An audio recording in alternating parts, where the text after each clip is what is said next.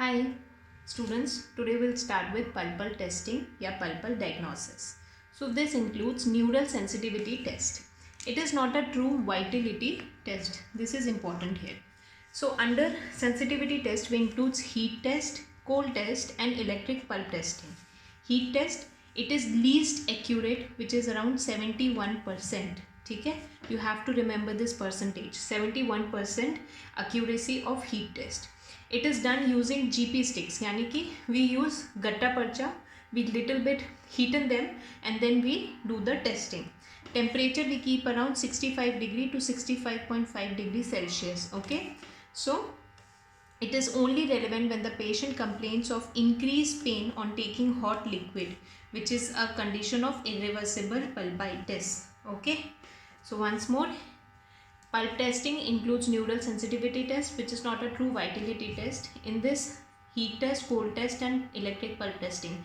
Heat testing accuracy 71%, done using gutta percha sticks. Temperature kept 65 degrees Celsius or 65.5 degrees Celsius. It is only relevant if the patient complains that the pain increases on taking hot liquid, which is a sign of irreversible pulpitis. Next comes the cold test, most accurate test, that is 86%. Conventionally we used to use water ice pencil, but water ice pencil यानी कि suppose this is a pencil जो कि ऐसे ice इसमें से very cold type का water spray होता है. लेकिन क्या होता था in this condition, suppose this is one tooth and I want to test this tooth, but because of the water liquid it may get sprayed on the nearby tooth and we may get the false positive chances हो सकता है कि false positive हमें sensitivity आ जाए. So this increases the chances of false positive. So superior methods क्या क्या है? Dry ice, that is frozen carbon dioxide 78.5 degree Celsius. Earlier इसमें हम लोग कितना 65 डिग्री ले रहे हैं, इसमें हम 78.5 degree Celsius. Then temperature can vary from minus 56 degree Celsius to minus 98 degree Celsius, minus 69 degree Celsius to minus 119 degree Fahrenheit. ठीक है. Next comes the electric pulp testing. Accuracy 81%, 71, 86, 81. Medium we use इसमें electric pulp testing में is a toothpaste. It is placed in the electrodes. Where do you place the electrodes? Okay. Mesiobuccal cusp tips of molars and incisal third of the anteriors. Why do we do that? Because यहाँ पे we usually consider that the neurons का level यहाँ पे is more than the other areas. So molars में mesiobuccal cusp and incisors में we use the incisal third. ठीक है. Now cold test के बारे में. Cold test carbon dioxide test या फिर refrigerant sprays. Okay, so cold test you may also call this carbon dioxide test और refrigerant sprays. Refrigerant sprays में हम क्या यूज़ करते हैं? Ethyl chloride 41 degree Celsius, minus 41 degree Celsius. Endofrost difluoromethane minus 50 degree Celsius. Okay, ethyl chloride minus 41 degree Celsius, Endofrost difluoromethane minus 50 degree Celsius. Then ethyl chloride, endofrost, and the third one we use here is ozone friendly endo ice. इसमें हम क्या क्या use कर रहे हैं? 1,1,1,2 tetrafluoroethane. Yeah, in this we use number 2 cotton pellet are used. ठीक है. Number 2 cotton palette क्या होता है? There are 2 types of cotton pellet हम यूज़ करते हैं, नंबर 2 एंड नंबर 4. नंबर 2 जो होता है it is bigger in size than number 4. So इसमें हम जो टेम्परेचर यूज़ कर रहे हैं ओजोन फ्रेंडली एंडो आइस में, that is minus 26 degree 0.2 degree celsius to minus 30 degree celsius. ठीक है. Next comes electric pulp testing. यहाँ पे जो था इसको हम कंटिन्यू कर रहे हैं. It can not be used in pace maker patients. याद रखना, अगर पेशेंट को कोई हार्ट रिलेटेड प्रॉब्लम है या फिर पेस मेकर प्रेजेंट है स्पेशली, तो उस केसेस में इलेक्ट्रिक पल्प टेस्टिंग हम लोग नहीं करते हैं. क्यों? क्योंकि इसमें हम इलेक्ट्रोड्स यूज़ कर रहे हैं. इट इज़ आइडियली अगर आपको चाहिए प्रॉपर, मतलब अगर टेस्ट माना जाए जिसको हम रिलाई करते हैं, that is both electric pulp testing and cold test should be performed. Now when do you call a successful anesthesia? Inferior alveolar nerve block आपने दिया दांत पे, फिर आपने इलेक्ट्रिक पल्स टेस्टिंग किया जिसमें रीडिंग जो आएगी वो मैक्सिमम 80 तक आए उसकी reading, and you have to take 2 readings in 50 minutes that should continue up to 60 minutes is considered to be a successful anesthesia. I'll explain it again. Suppose you have given an inferior alveolar nerve block, so फिर आप अपने दांत पे, उस दांत पे कि successfully एनेस्थेसाइज्ड हुआ है कि नहीं, आप क्या करेंगे, इलेक्ट्रिक पल्स टेस्टिंग को उस दांत पे रखेंगे जिसकी रीडिंग आनी चाहिए 80 रीडिंग आएगी इलेक्ट्रिक पल्स टेस्टर में, and you have to confirm it with 2 more readings within 15 minutes, and this 80 reading should continue up to 60 minutes is considered to be a successful anesthesia. Okay, now false positive electric pulse testing हम कब मानते हैं, अगर कब हो सकता है, इन cases अगर कोई मॉइस्ट नेक्रोटिक या फिर गैंग्रीनस पल्प प्रेजेंट हो, पार्शियली नेक्रोटिक हो या हाईली एंशियस पेशेंट हो, उन कंडीशंस में there are chances of false positive electric pulse testing. False negative testing कब हो सकता है, अगर कैनाल्स कैल्सिफाइड है या ऑब्लिटरेटेड है, या फिर जो दांत है वो हाईली रेस्टोर हुआ, सपोज आपने फिलिंग जो है उसमें हाई फिलिंग कर दी, तो उस केस में भी आपको फॉल्स नेगेटिव रिजल्ट आ सकता है. देन रिसेंटली ट्रॉमेटाइज्ड टूथ, ठीक है, then recently erupted tooth that is with open apex, okay, then patients are taking sedatives या फिर हाई पेन थ्रेशोल्ड पेशेंट में, these are the chances where EPT can give you false positive और false negative result. Okay, अगर आपने electric pulse test किया, cold test किया, उसके बाद भी कोई रिस्पॉन्स नहीं है, then it is considered to be a non vital tooth. So अभी तक आपने क्या पढ़ा, पल्प डायग्नोसिस में, पल्पल टेस्ट में हमने न्यूरल सेंसिटिविटी टेस्ट किया जिसमें जिसको which is not a true vitality test. Cold test, heat test, cold test and electric pulse testing. Heat test least accurate 71%, cold test most accurate 86%, electric pulse tester okay, it is moderately accurate which is considered to be 81%. Then it is done using gutta percha stick, temperature 65 से 65.5 degree centigrade. Only when patient tells कि hot liquid लेने पे doctor साहब मेरे दांत में दर्द और बढ़ जाता है, which can be a sign of irreversible pulpitis.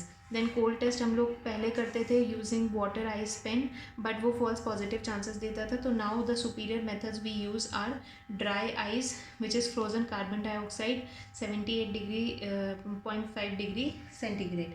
उसके बाद कोल्ड टेस्ट को हम कार्बन डाइऑक्साइड टेस्ट भी बोलते हैं या फिर रेफ्रिजरेंट स्प्रेज भी बोलते हैं.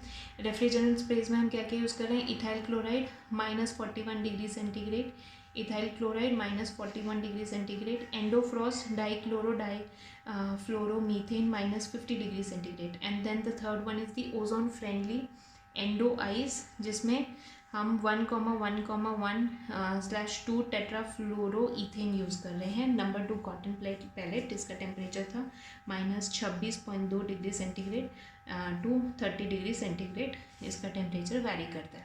फिर इलेक्ट्रिक पल्स टेस्टिंग में हमने लिया मीडियम, जो हम इसमें यूज़ करते हैं टूथपेस्ट यूज़ करते हैं. इलेक्ट्रोड्स को हम कहाँ लगाते हैं, अगर मोलर्स है तो मीजोबक्कल कस्प, अगर इंसाइजर्स हैं तो फिर incisor third. Electric pulse testing pace maker वाले पेशेंट्स में हम अवॉइड करते हैं. अगर आपको आइडियली जानना है तो हम क्या कंसिडर करते हैं, इलेक्ट्रिक पल्स टेस्ट और कोल्ड टेस्ट दोनों परफॉर्म किया जाए. सक्सेसफुल एनेस्थीशिया में 80 रीडिंग आनी चाहिए. देन कंफर्म करने के लिए 2 रीडिंग और ले 15 मिनट के अंदर अंदर, और ये 80 रीडिंग 60 मिनट्स तक कंटिन्यू होनी चाहिए. नॉट जस्ट 80 रीडिंग, मैक्सिमम मतलब जो आती है उसकी उतना कंटिन्यू होना चाहिए. Then when are the chances of false positive electric pulse testing, अगर गैंग्रीनस है, नेक्रोटिक पल्प है, पेशेंट बहुत एंशियस है या फिर पार्शियली नेक्रोटिक पल्प है. फॉल्स नेगेटिव, कैनाल्स ऑब्लिटरेट हो, हाईली रेस्टोर्ड टूथ हो, recently traumatised, recently erupted tooth हो, पेशेंट ऑन सेडेटिव्स हो या हाई पेन थ्रेशोल्ड हो. आइडियली अगर ईपीटी किया और कोल्ड टेस्ट किया उसके बाद भी अगर दांत कोई रिस्पॉन्स नहीं दे रहा है तो it is a non vital tooth. Okay, now next we are going to study is the true vitality test. True vitality test में आ जाएगा मेरा सबसे पहले लेज़र ड्रॉपलर फ्लोमेट्री. ये लॉ क्या है इसका, फ्रीक्वेंसी शिफ्ट या फिर doppler shift mechanism. Okay, laser ड्रॉपलर flowmetry, frequency shift या फिर doppler shift which will measure my vitality.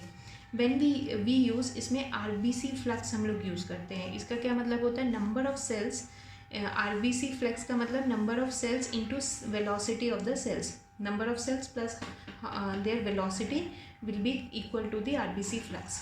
ये नॉन इन्वेजिव मेथड होता है and it is use to measure the blood flow. Suppose this is my tooth, यहाँ पे मेरे RBCs हैं. अब मैं यहाँ से लेज़र लाइट को पास करूँगी. लेज़र हम कौन सा यूज़ कर रहे हैं इसमें, इंफ्रारेड रेज 780 to 820 नैनोमीटर या फिर कोई non infrared 632 nanometre. It is a monochromatic single wavelength frequency laser light हम यहाँ से पास करेंगे. मैंने यहाँ पे लेज़र लाइट पास किया, मेरा लेज़र लाइट यहाँ पे टकराया और ये शिफ्ट हो गया. ठीक है, which is known as frequency shift. यहाँ पे इसकी फ्रीक्वेंसी शिफ्ट हुई, दैट मीन्स मेरा टूथ वाइटल है. और मैंने यहाँ, और सपोज़ फर्स्ट कंडीशन एक ये हो सकती है. दूसरी कंडीशन क्या हुआ कि मैंने यहाँ पे अपना जो लाइट है उसको पास कराया और वो डायरेक्ट इसी जगह से निकल गई, कोई फ्रीक्वेंसी शिफ्ट नहीं हुआ. इसका मतलब क्या हुआ, यहाँ पे RBC सेल्स एब्सेंट है. तो in that condition the tooth is non vital, है ना. अंडरस्टूड. अगर RBC प्रेजेंट है the tooth is vital, if it is not present the tooth is non vital. There is no frequency shift. Light हम लोग use कर रहे हैं infrared 780 to 820, non infrared 632 nanometre. ठीक है. सेकेंड वाइटलिटी टेस्ट इसमें pulse oximetry test, laser ड्रॉपलर flowmetry. Flowmetry से आप याद करना frequency shift. Laser ड्रॉपलर flowmetry is based on bears-Lambert's law. मतलब क्या होता है, इट मेजर्स दी, ऑक्सीमेट्री है ऑक्सीजन सैचुरेशन, पल्स रेट. इसमें हम दो लाइट यूज़ कर रहे हैं, red light and infrared light. Oxygenated and deoxygenated haemoglobin होता है, वो different amount of red and infrared light को एब्जॉर्ब करता है. ठीक है. Can be placed finger tip पे, टूथ पे या ईयर लोब पे भी आप चेक कर सकते हैं. ठीक है. सो ये इसकी जो ऑक्सीजन सैचुरेशन रेट पे डिपेंड करेगा. आपका जो वाइटल टूथ होगा that will absorb different amount of red light and non vital will different amount of red and infrared light, and उस बेसिस पे we differentiate whether the tooth is vital और non vital. Next आपका आ जाएगा diagnodent. Diagnodent क्या होता है, it is basically a caries detection device. ठीक है. It is not a diagnosis वाला डिवाइस, मतलब वाइटिलिटी और सेंसिटिविटी टेस्ट ये सब नहीं है. इसमें हम जस्ट देखेंगे कि केरीज प्रेजेंट है कि नहीं है. तो इन कंडीशन में हम जो लाइट यूज़ करते हैं वो उसमें हम लेज़र लाइट यूज़ करते हैं, जो कि रेड लेज़र लाइट 655 नैनोमीटर. तो suppose this is my tooth, ये आ गया मेरा पिट एंड फिशर. यहाँ पे जो डायग्नोडेंट का है उसका इलेक्ट्रोड हम यहाँ पर रखते हैं. ठीक है. सपोज यहाँ पे मेरे स्मूथ सरफेस केरीज है. इसमें डायग्नोडेंट में ऑडिबल इंडिकेटर भी होता है. विजुअल स्क्रीन में नंबर्स आते हैं 0 to 99. इसमें रिजल्ट क्या होगा, अगर नॉन केरियस है तो साउंड बहुत लो आएगी और रीडिंग भी लो होगा. वहीं पे अगर केरियस टूथ है, the tooth is carious, the sound will be more and reading will be more. So that means if the tooth is non-carious, my reading might come between 4 to 5 and there will be low sound also. But on the other hand, if the tooth is more carious, and then this reading you might get up to like 86 or more of the reading you will get, and more sounds will be produced. Okay. What is the principle? Principle is the refractive index principle. Caries causes increase in fluorescence. Okay. Now the next is the photoactivated disinfection. So what do we do in this? We are using a disinfector. So low power laser plus oxygen releasing dye is bactericidal because it releases the single oxygen. Okay. Low power laser is non-bactericidal, but when we use the oxygen releasing dyes, then it becomes bactericidal. Which dye we use? Methylene blue 670 nanometer. This is very important. Methylene blue या tolueninum chloride 635 nanometer, 670 635 nanometer, and we may use laser activated dyes also. Okay, so we repeat this one. True vitality test में laser ड्रॉपलर flowmetry हो गया. Laser ड्रॉपलर flowmetry का principle क्या है, frequency shift या फिर मेरा जो है Doppler shift mechanism. RBC flux is equal to number of cells into their velocity. फिर it is a non invasive method. अगर आपका टूथ वाइटल है तो यहाँ पे फ्रीक्वेंसी शिफ्ट होगी. If the tooth is non vital the tooth there will be no shift in frequency. The light we use is the infrared and non infrared का this you can see it is more in nanometre, like 780 820, or non-infrared is less in nanometer, 632 nanometer. Monochromatic single wavelength frequency. Okay, one more thing. Laser Doppler flowmetry can be used on recently traumatized tooth within 4 weeks, and always on natural tooth structure and not on restorations. You have to remember this. This question, when I was doing my PG, during one of my seminars, this question was asked: if the tooth is recently traumatized, which kind of diagnosis you may use? So in that condition, laser Doppler flowmetry can be used. Okay. Pulse oximetry based on oxygen saturation, Beers-Lambert's law, red light and infrared light. So vital will absorb different amount of red and infrared light, and vice versa. Okay. Diagnodet is a caries detection device. Higher the more the keriogenic, more will be the reading, more will be the sound of the tooth. Principle on which it acts is the refractive index principle. Caries causes more fluorescence. When in photo activated disinfection, low level laser plus oxygen releasing dyes becomes bactericidal, and the dyes we use is methylene blue 670 nanometer, tolueninum chloride 635 nanometer. Okay, यहाँ तक खत्म हुआ. Next we will read about pulpal nerve fibers. Okay, this we will study in our next video. If you have any doubt, you can ask in the comment section. Thank you.